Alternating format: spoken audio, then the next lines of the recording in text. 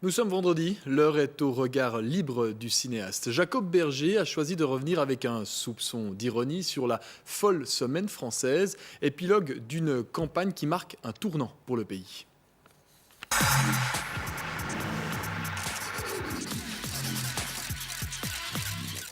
Alors oui, c'est arrivé cette semaine. Sarko a gagné son billet aller simple pour Neuilly. Salut, merci, bon vent. Quelle épopée ça a été. Ça fait des mois que ça dure. D'abord, il y a eu les primaires socialistes. Montebourg, Royal, Aubry, Hollande et les autres, avec son cortège de Flamby, capitaine de pédalo et autres fraises des bois. Et il y a aussi eu la saga norvégienne, Eva l'impétueuse contre Hulot sans terre. Et puis, son efficace majesté a annoncé sa candidature, Oui, je suis candidat à l'élection présidentielle. qui était un secret de polichinelle. Et Mélenchon a repris la bastoche avec le peuple. Et puis, il y a eu le premier tour et la vague bleu marine.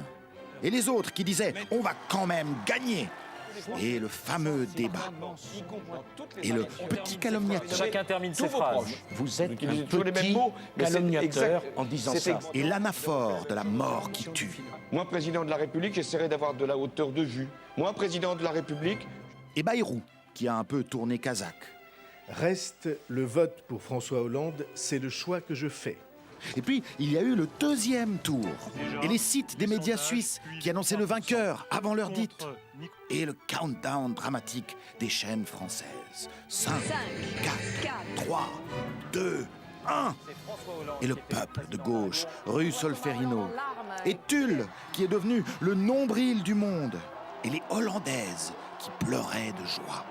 Et les sarkozystes et les sarcolâtres qui pleuraient de rage et de désespoir. Et la Bastille décorée aux couleurs du monde entier. Quelle épopée! On y a cru, on a vibré, on a eu chaud, on a eu froid. Et puis, le surlendemain, célébration de l'armistice. Sarko a voulu la jouer républicain, Hollande aussi. Ils y sont allés tous les deux. Et là, il s'est passé un truc très, très flippant. Ils étaient là, l'un à côté de l'autre, et un doute terrible m'a pris. Qui était qui? Lequel était le nouveau? Lequel l'ancien? Est-ce que ça avait la moindre importance? La boulette. Et si c'était kiff-kiff? Et nous rappelons une des informations du jour, l'impasse politique en Grèce.